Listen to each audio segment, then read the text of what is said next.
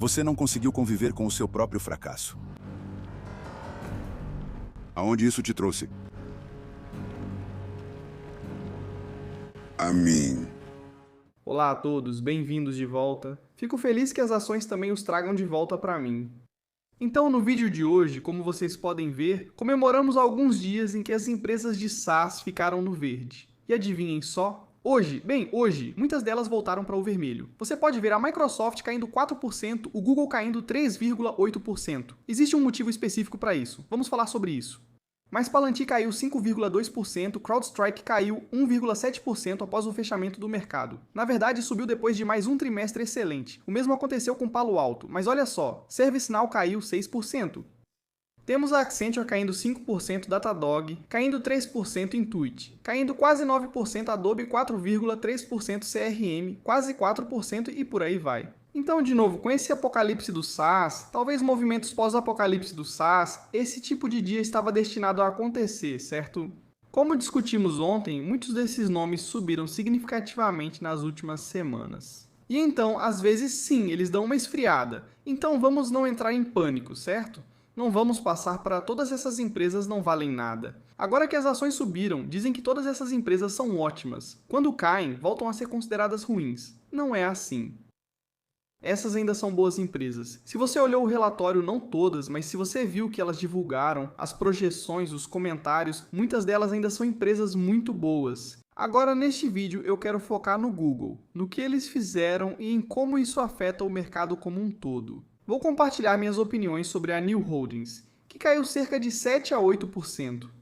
Houve troca de CFO, falaremos sobre isso. Vou compartilhar minhas opiniões sobre empresas de alto desempenho como CoreWeave, Nebius e outras desse grupo. Talvez eu comece compartilhando minha opinião sobre o que estou fazendo pessoalmente com, AMD, Nebius, Micron e assim por diante, etc, etc. Como você sabe, eu já realizei lucros com a Micron, com a Rocket Lab, com a AMD. Não fiz isso com a Nebius. Vender calls cobertas é algo que venho fazendo. E eu acho que se você sabe como usar essa opção, então realmente acredito que é uma arma muito poderosa, especialmente nesse tipo de mercado. Agora, nem todo mundo tem acesso a opções ou pode fazer calls cobertas. Então, ok, aí já é outra história. Então, se você se sente mais confortável realizando lucros, como eu vi nos comentários nos últimos dias e semanas, muitos de vocês fizeram isso. Vocês garantiram uma quantidade insana de lucros. Então, antes de tudo, parabéns. Em segundo lugar, se você acha que é a decisão certa para você, vá em frente. Você não precisa provar nada a ninguém. Se está tranquilo em dizer investir, tem uma boa média e dinheiro guardado, não me importo com o que acontecer no mercado. Tudo certo, isso também está correto. Eu pessoalmente não mexi na Nebius. Uso calls cobertas com ela. Com o restante, eu já realizei alguns lucros e está em dinheiro. Isso me permitiu abrir uma posição na Axon. A Axon também subiu bastante nos últimos dias, mas eu pretendo aumentar essa posição. E eventualmente eu acho que o mercado vai recuar um pouco. Agora, será que vamos subir tanto que mesmo com a correção, vamos voltar para preços mais altos do que hoje? É possível. E adivinha só? Enquanto eu estiver exposto, vou estar ganhando dinheiro. Então isso não é realmente um problema aqui. Agora falando sobre a situação do Google aqui. Se você não sabe, o Google anunciou uma proposta de captação de capital via emissão de ações de 80 bilhões de dólares para expandir infraestrutura e capacidade computacional para IA. Vamos ler o documento em breve. Mas isso significa que o Google, sim, o Google, aquela empresa enorme, está disposto a diluir os acionistas. Quero dizer, diluir os acionistas, 80 bilhões de dólares para uma empresa de vários trilhões de dólares. Não é tanto assim. Ok, não é tanto assim. Mesmo assim, eles poderiam ter conseguido esse valor. Eles podiam ter feito algumas coisas aqui.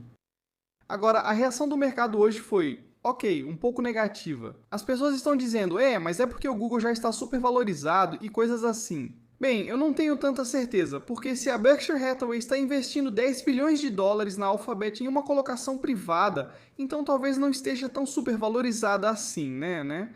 Sim, é verdade que a ação subiu bastante. E é isso, a Alphabet continua aumentando o CAPEX, continua investindo uma quantidade insana de dinheiro em toda essa expansão.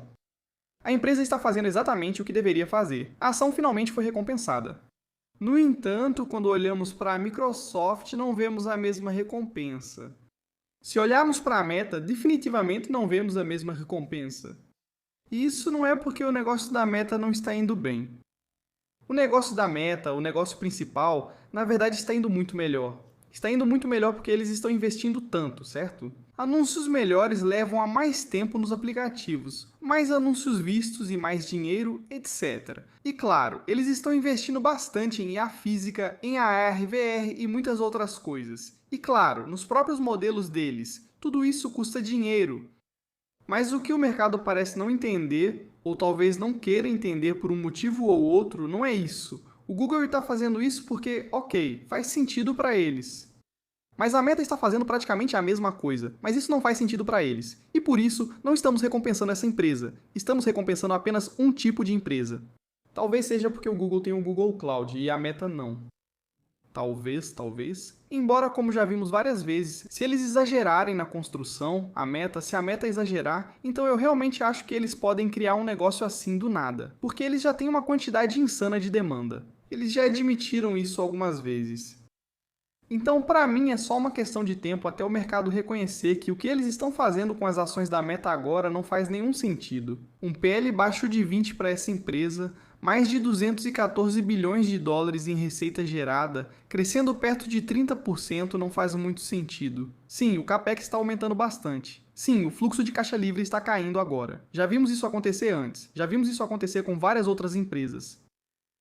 Mas a avaliação não faz nenhum sentido. Agora vamos ver o que a Alphabet está tentando fazer. Oferta proposta. Oferta de subscrição de 30 bilhões de dólares em ofertas públicas, sendo 15 bilhões em ações depositárias que representam ações preferenciais de conversão obrigatória e 15 bilhões em ações ordinárias classe A e de capital classe C.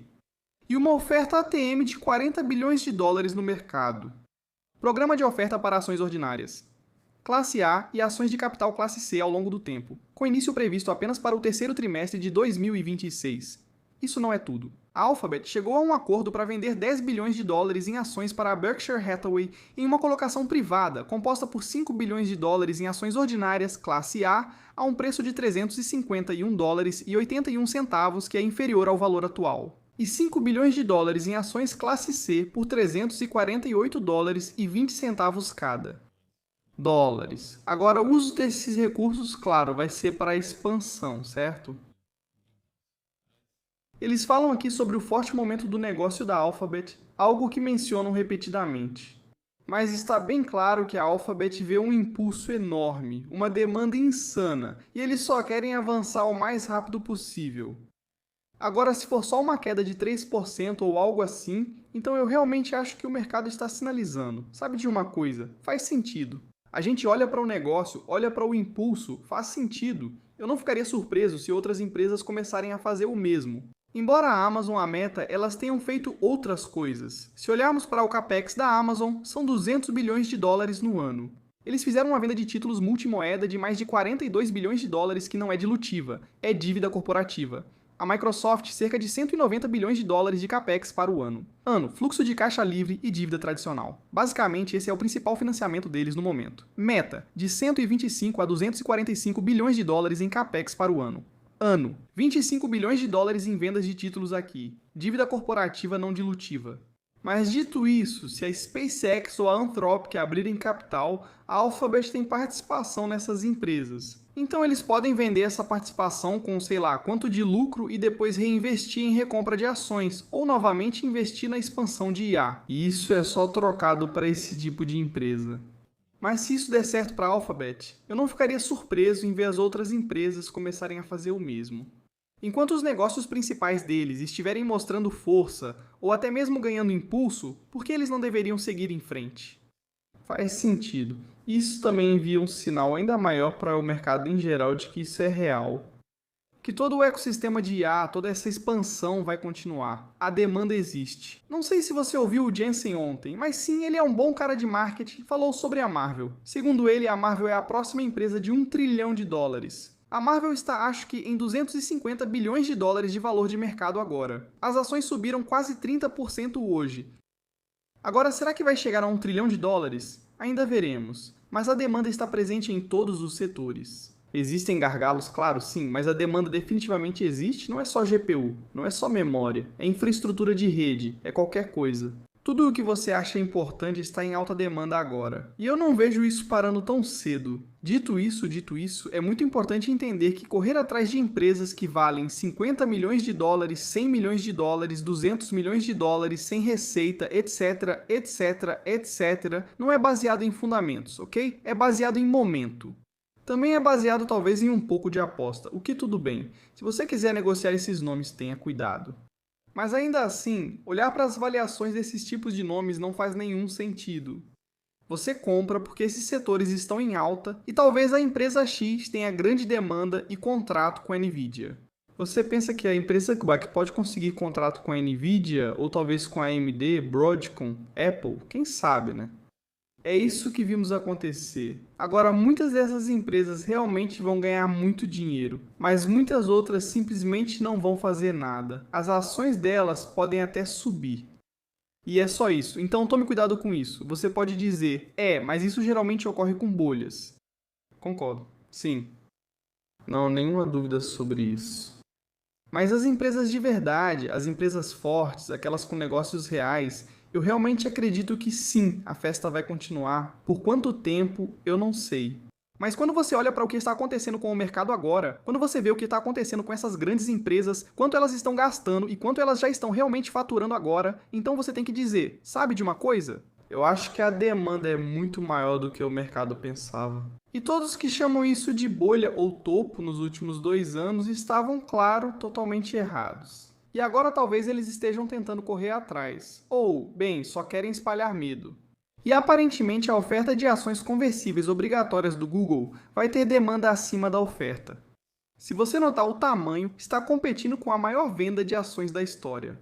Pode até superar a meta de IPO da SpaceX, o que, se você parar para pensar, é simplesmente loucura. E aliás, com o Google, certo, ele realmente chegou a $400 por ação. Tivemos um salto após a divulgação dos resultados. Como você vê, ele fecha esse gap pós-resultados, o que costuma ser bom. Então podemos cair um pouco mais, talvez para isso. $350, mais ou menos. A média móvel de 200 dias está bem abaixo disso. Em torno de $300 por ação, isso seria o ideal. Eu não sei se isso vai acontecer ou não, mas esse gap aqui, na minha opinião, vai ser preenchido. Quanto à meta, você pode ver que estamos de volta aqui em torno de $600 por ação, que tem sido uma espécie de área de suporte nas últimas semanas. Ainda há um pequeno gap entre 575 e $590. Será que vamos preenchê-lo? Não sei. Se isso acontecer, vou comprar mais ações, mas parece que $600 é, por enquanto, uma área de suporte sólida. Eu acho que com a meta é só uma questão de tempo até o mercado empurrar essa ação de volta para 700 e eventualmente $800 por ação, porque a empresa vai mostrar que o negócio principal é extremamente forte e extremamente lucrativo. E sim, talvez quando eles começarem a lançar mais e mais modelos e esses modelos estiverem no topo dos rankings, eu acho que a ação também será recompensada porque eles vão ter, digamos, algo para mostrar. Embora eles já tenham algo para mostrar, que é chamado de negócio principal da meta. Passando para as novas participações, como você pode ver, logo abaixo de $12, vamos chamar de $12 que tem sido uma espécie de área de suporte, mesmo após a queda após a divulgação dos resultados bem aqui. Hoje chegamos um pouco mais baixo, em torno de $11,40. $11,40 mais $12. $12 também tem sido uma espécie de área de suporte lá em agosto de 2025 e até mesmo em junho de 2025. Será que isso pode ser o suporte? Novamente, o RSI está bem baixo. Sim, pode muito bem ser. Agora, por que isso aconteceu? Por que caiu 8%?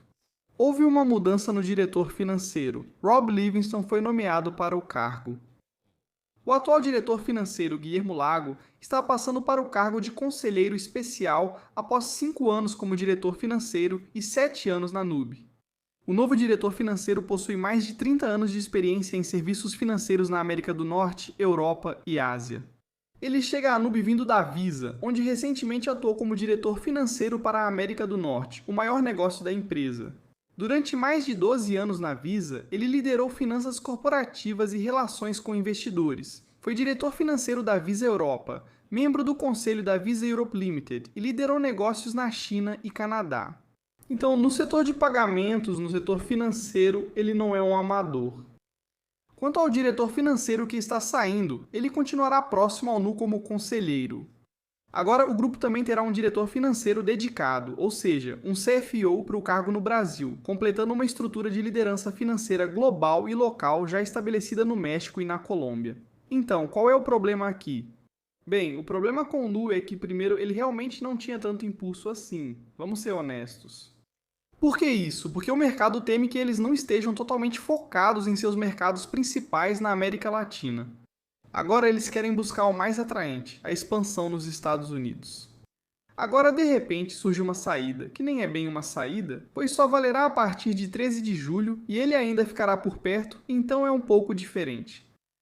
Mas vendo isso agora, enquanto o mercado já teme que haja uma mudança de estratégia, embora ainda não exista realmente uma grande mudança de estratégia para o novo, certo? Eles continuam dizendo várias vezes que ainda estão investindo muito e colocando a maior parte da atenção nos mercados principais, enquanto também olham para outras oportunidades, o que é completamente normal.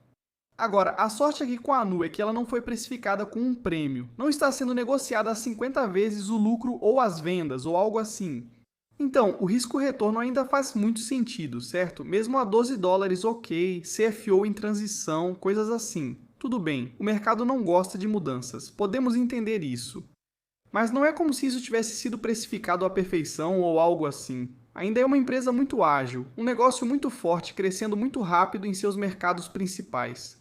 E mesmo que eles não sejam super bem-sucedidos na expansão nos Estados Unidos, mesmo que conquistem apenas uma pequena porcentagem, isso já vai ter um impacto enorme em um negócio como o Nu. Então, para mim, eu vou comprar mais ações do Nu pessoalmente porque ainda acredito na trajetória de longo prazo desse negócio, assim como na visão do CEO. Então, na minha opinião, é uma oportunidade, mas eu entendo por que o mercado reagiu da forma que reagiu. E no geral é isso aí. Eu realmente acho que as teses de IA ou o momentum do mercado ainda vão estar fortemente focados em IA, data center, esses tipos de setores de tecnologia. Eu realmente acho que alguns desses nomes de SaaS estão recebendo mais atenção do que antes. Isso com certeza. Então isso é uma coisa boa. Agora, se você tem ações perdedoras na sua carteira que não participaram dessa alta, eu ainda acho que dá tempo de entrar. Embora não vá atrás de nomes que estão sendo negociados a avaliações extremas que não fazem muito sentido. Mas se a gente acha que o mercado vai continuar recompensando os nomes ligados a IA e não os outros, então dá para dizer que é custo de oportunidade. Embora, se você tiver uma visão de longo prazo, então acho que se você possui ótimas empresas, é só continuar com elas que eventualmente o mercado vai perceber isso. Com relação à Meta, ela faz parte de toda essa história de IA, mas não está participando desse rally de alta. Acredito que isso vai acontecer como ocorreu com o Google no meio do ano passado. Espero conseguir comprar ainda mais Google se o preço cair mais. Então é isso no vídeo de hoje. Vejo vocês no próximo. Tchau!